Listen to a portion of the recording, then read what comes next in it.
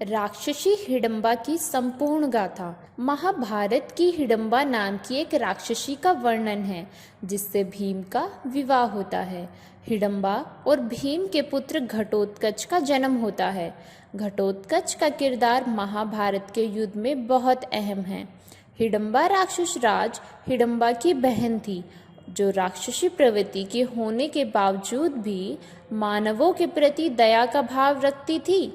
यही कारण था कि हिडम्बा का विवाह भीम से हुआ। महाभारत की कथा में जब लाक्षागृह षड्यंत्र रच गया, उसी समय पांचों पांडव अपनी और माता की जान बचाने के लिए सुरंग के रास्ते लाक्षागृह से बाहर निकल गए, एक वन में चले गए। कई कोस अंदर जाने पर भी उन्हें वन से बाहर निकलने का रास्ता नहीं मिला। वे लोग थक कर वन में ही वृक्ष के नीचे सो गए। थकान के कारण माता कुंती को प्यास लगी तो भीमसेन माता और भाइयों के लिए जल लेने चले गए। जब वे जल लेकर लौटे तो देखा कि सभी सो चुके हैं। माता और भाइयों को गहरी निद्रा में देख भीमसेन वही खड़ा पहरा देने लगे जिस मायावी वन में 5 पांडव सहित उनकी माता विश्राम कर रही थी।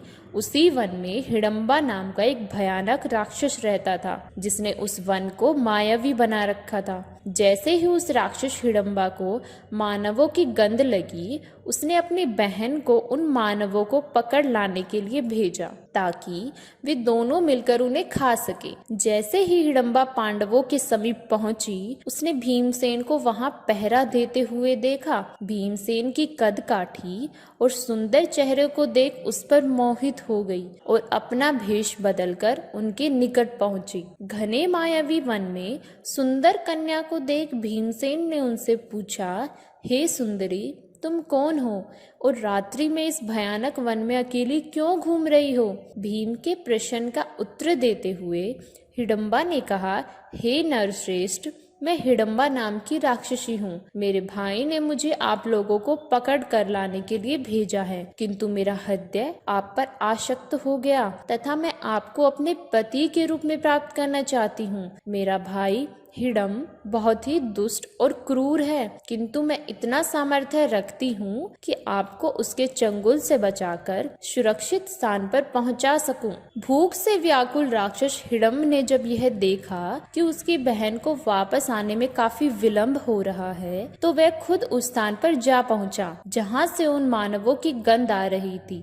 जब राक्षस राज हिडम ने बहन को भीमसेन संग प्रेम लाभ करते हुए देखा तो वह अत्यंत क्रोधित हो गया और अपनी बहन हिडम्बा को दंड देने के लिए आगे बढ़ा। जैसे ही भीम ने देखा कि एक राक्षस सुंदर कन्या पर प्रहार कर रहा है, वह तुरंत सामने आ गया और उससे रोककर कहा, रे दुष्ट राक्षस, तुझे स्त्री पर हाथ उठाते हुए लज्जा नहीं आती? यदि तू इतना ही वीर है और पराक्रमी है तो मुझसे युद्ध कर। इतना कहते ही भीम उस राक्षस की तरफ तन कर युद्ध के लिए आगे बढ़ा। भीम और राक्षस हिडम की बातें सुनकर सभी पांडव और उनकी माता कुंती जाग गई। उन्होंने जब भीमसेन को राक्षस के साथ युद्ध करते देखा तो वह बेहद भयभीत हो गई। वहीं निकट खड़ी सुंदर कन्या को देख कुंती ने पूछा, पुत्री, तुम कौन हो? हिडम्बा ने कुंती के प्रश्न का उत्तर देते हुए सारी बात उनके सामने रखी। जब अर्जुन ने भीम को हिडम से युद्ध करते हुए देखा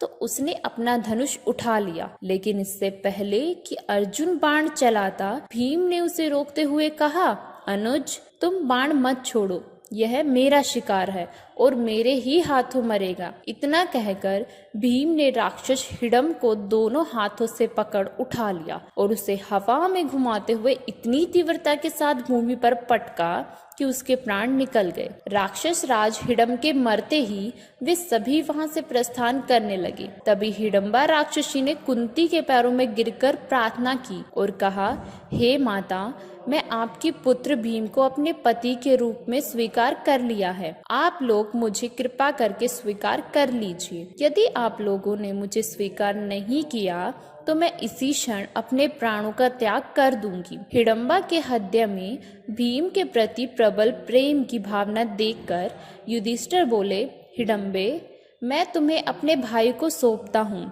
किंतु यह केवल दिन में तुम्हारे साथ रहा करेगा और रात्रि को हम लोगों के साथ रहा करेगा। हिडम्बा ने युधिष्ठिर की बात मान ली और भीम संग खुशी खुशी अपना जीवन व्यतीत करने लगी। 1 वर्ष पश्चात हिडम्बा ने एक पुत्र को जन्म दिया। हिडम्बा और भीम के पुत्र के जन्म लेते ही उसके सिर पर केश उत्कच न होने के कारण उसका नाम घटोत्कच रख गया। राक्षसी हिडम्बा ने अपने स्वामी भीम से प्रार्थना की कि वह अपने खून से अपने पुत्र का तिलक करे। ऐसा करने पर वह जल्द ही युवान हो जाएगा। हिडम्बा के कहे सुनकर भीम ने ठीक वैसा ही किया और देखते ही देखते कुछ ही क्षणों में हिडम्बा और भीम का पुत्र घटोत्कच युवान हो गया। भीम और एक राक्षसी की शक्ति लेकर जन्मा घटोत्कच बहुत ही मायावी और बलवान निकला। हिडम्बा ने अपने पुत्र को पांडवों के पास ले जाकर कहा,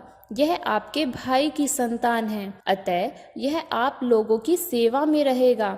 इतना कहकर हिडम्बा वहां से चली गई। घटोत्कच श्रद्धा से पांडवों तथा माता कुंती के चरणों में प्रणाम करके बोले, अब मुझे मेरे योग्य सेवा बताएं। उसकी बात सुनकर कुंती बोली, तू मेरे वंश का सबसे बड़ा पुत्र है, समय आने पर तुम्हारी सेवा अवश्य ली जाएगी। इस पर घटोत्कच ने कहा, आप लोग जब भी मुझे स्मरण करेंगे मैं आप लोगों की सेवा में उपस्थित हो जाऊंगा। इतना कहकर घटोत्कच वर्तमान समय में जो स्थान उत्तराखंड नाम से प्रसिद्ध है उस ओर चले गए।